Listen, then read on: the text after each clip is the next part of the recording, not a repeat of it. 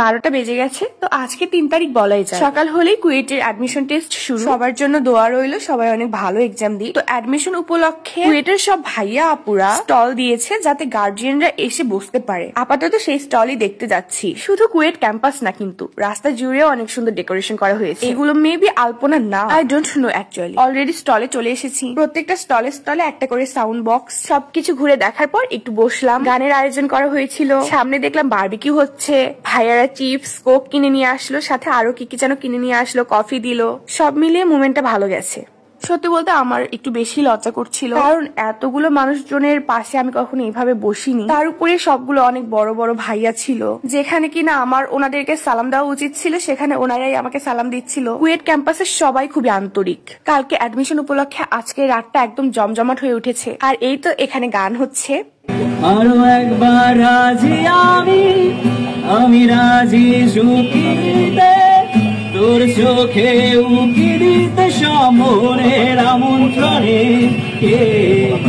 আরো একবার রাজি আমি রাজি সুখী, চলো বদলে যা। তোমাকে ছাড়াই আমি অসহায়, আমার সবটুকু ভালোবাসা তোমায় ঘিরে।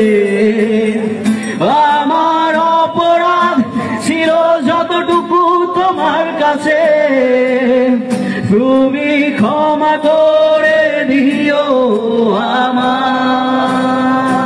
ওখানে প্রায় 1 থেকে 1.5 ঘন্টা থাকার পর আমরা বেরিয়ে পড়লাম বাসার উদ্দেশ্যে। আমার এই ভিডিওটা আপলোড হতে হতে হয়তো বা অ্যাডমিশন টেস্টের পরীক্ষার্থীদের পরীক্ষাও দেওয়া হয়ে যাবে। বাইরে যাওয়ার সময় দেখলাম কিছু কুয়েটের ভাইয়া দাঁড়িয়ে আছে। আর ওনাদের দাঁড়িয়ে থাকার কারণ, যদি অ্যাডমিশন দিবে এমন কেউ গাড়ি থেকে নামে, তাদেরকে জিজ্ঞাসা করা তারা কোনো হল পেয়েছি কিনা, থাকার জায়গা পেয়েছি কিনা। যদি থাকার জায়গা না পায় তাহলে ভাইয়ারাই থাকার ব্যবস্থা করে দিবে। এই জিনিসটা আমার খুবই ভালো লেগেছে, তাই শেয়ার করলাম। জানি না অন্য কোনো ভার্সিটিতে এত জমকালো ভাবে আয়োজন করা হয় কিনা, এত সুন্দর ভাবে সেবা দেওয়া হয় কিনা স্টুডেন্টদেরকে, কিংবা স্টুডেন্টের গার্ডিয়ানের ব্যাপারে এত ভাবা হয় কিনা। কারণ আমিও 1 বছর আগে অ্যাডমিশন দিয়েছিলাম, যদিও খুব বেশি জায়গায় অ্যাডমিশন দিইনি, তারপরেও যে 1-2 জায়গায় দিয়েছি কোথাও এরকম ব্যবস্থা ছিল না। যাই হোক, বাসায় যাওয়ার পথে দেখি ট্রেন যাচ্ছে, আবার রাস্তাটা ব্লক করে দিয়েছে। কিছুক্ষণ দাঁড়িয়ে থাকলাম, প্রায় অনেক রাতে হয়ে গেছে। আশেপাশে দেখছিলাম কিছু খাওয়ার মতন আছে কিনা। ভুড়ি ভাজা আমার অনেক পছন্দের। আজকে সকাল থেকে 2-3 বারের মতন পোস্ট সামনে এসেছিল। পোস্টে লেখা ছিল লোকলজ্জার ভয়ে বলতে পারি না, ভুড়ি ভাজা আমার অনেক পছন্দ। আমার মাথায় ঢুকলো না এখানে লোকলজ্জায় কি আছে। ভুড়ি ভাজা মানুষের অপছন্দ কিভাবে হয়? আমার তো খুবই পছন্দ। তাই আমি গরম গরম ভুড়ি ভাজা আর গরম গরম 2টো পরোটা নিলাম পার্সেল।